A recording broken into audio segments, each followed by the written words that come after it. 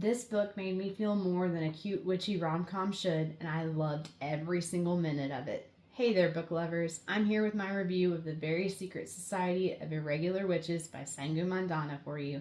Some of you might recognize this one from my spooky season book list video, but I've included the link to that in the description for those of you who may have missed it. I read the physical copy of this book from my local library, but it's also available in whichever format you prefer. This is a fantasy romance that was released in August 2022. The Very Secret Society of Irregular Witches follows a witch named Mika Moon. Orphaned at a young age and raised by strangers, Mika has spent her entire life isolated and alone.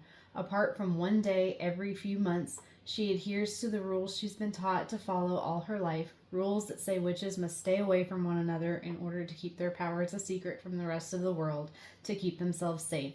The only exception that Mika makes to these rules are the videos that she posts online where she pretends to be a witch.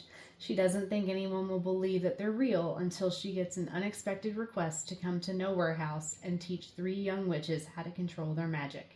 This request breaks all the rules that Mika has carefully constructed her life around, but she decides to go anyway. What follows is a heartwarming story about a woman's search for family, belonging, and an affirmation that none of us are meant to go through life completely and totally alone.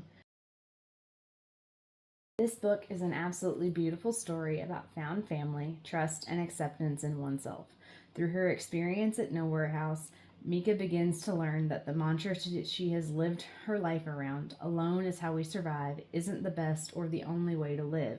She finds that there's a better way within the supportive community she's found among the 3 young witches she's teaching and their various caregivers. She and Jamie, one of the girls' caregivers and another of the book's main characters, also struggles pretty heavily with trusting others, though they both have their own reasons for being so closed off and cautious. Mika has difficulty trusting people enough to let them in because of how she grew up, whereas Jamie struggles to trust Mika with the girls she's been charged to tutor because he's afraid she won't be able to help him keep them safe. In the end, they both have to come to the realization that trust is a leap of faith that only they can take on their own. Neither can do the work for the other. And to be able to do that work, Mika learns that she has to love and accept herself fully before she can expect anyone else to do the same.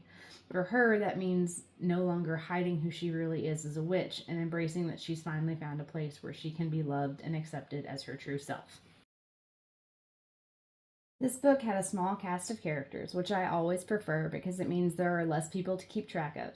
It also makes for a more intimate reading experience because it feels like you get to know the main players a bit better than you would with a much larger cast. Mika arrives at Nowhere House, not knowing what to expect other than that there are 3 young witches that she's been asked to tutor. Once she gets there, she not only meets Ian, the retired stage actor who sent her the request, but also his husband Ken, Nowhere House's gardener, Lucy the housekeeper, and Jamie the grumpy librarian.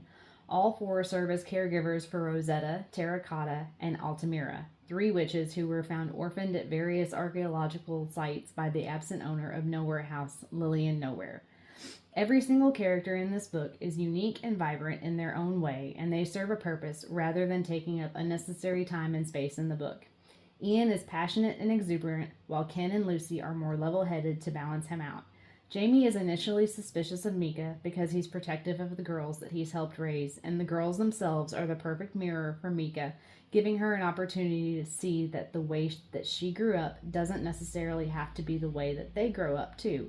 At Nowhere House, Mika finds the family that she wasn't even aware she was looking for all along, and its inhabitants find a missing piece to their unconventional family unit that they didn't know they needed. The Very Secret Society of Irregular Witches is such a beautifully written book. The author's sense of humor is evident in her writing to the point that I frequently found myself laughing while I was reading. Her writing is also descriptive while still being easy to read and well structured overall. The events of the book happened at a more or less even pace. Even though it seemed like quite a few things happened in the last 50 to 60 pages or so, it didn't impact my enjoyment of the book. Instead, I think that added to my inability to put it down. There were twists at the end, but not so many that the pacing felt off or rushed in any way. This was my first time reading anything by this author, but I don't plan for it to be my last. I already have her newest book waiting for me at the library and can't wait to dive into it. This book really hit home for me as I was reading it in quite a few different ways. Mika's character in particular really spoke to me because I saw a lot of myself in some of the ways she chose to live her life. There were a few one liners from her point of view that had me putting my book down, not for very long, just so I could ponder what I'd just read. A lot of the people pleasing survival mode behaviors that Mika experiences throughout the course of the book are behaviors that I'm currently still struggling with. I frequently find it hard to believe that I'm enough sometimes, that I don't have to do anything to prove that to the people who love me, or that I actually have a community around me that is available and willing to help me whenever I need it. Feeling so terribly seen while reading what I thought was just going to be another cute witchy rom-com when I started The Very Secret Society of Irregular Witches was not something that I had on my bingo card, but I also didn't hate it either. In fact, I think it speaks to the author's incredible talent to be able to do something like that so gently that it doesn't immediately offend her reader, and I can't wait to read something else by this author because of that. If you happen to have read and enjoyed The House in the Cerulean Sea by T.J. Klune, then chances are you'll enjoy The Very Secret Society of Irregular Witches as well.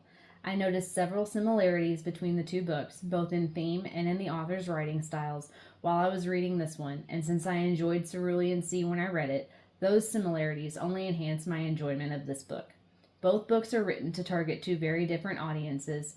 Cerulean Sea is more middle grade YA, while Irregular Witches is for more of an adult audience. But the themes they focus on are universal, no matter their target audience. But even if you haven't read The House in the Cerulean Sea and you're just looking for a feel-good book to cuddle up with this fall, then you should absolutely still check out The Very Secret Society of Irregular Witches. Overall, I would give this book 5 out of 5 stars. The themes it touched on resonated so deeply with me that it made me not want to put it down, and the characters were so heartwarming, relatable, and fun to read about. It might be a little early to say this, but I think this one might even be my book of the year. I enjoyed it so much. We'll have to see how the rest of my reads go between now and the end of 2025. Have you guys read this one? Let me know what you thought about it in the comments below if you have. Don't forget to like and subscribe to the channel for more content and to find out what's next. See you next time and happy reading!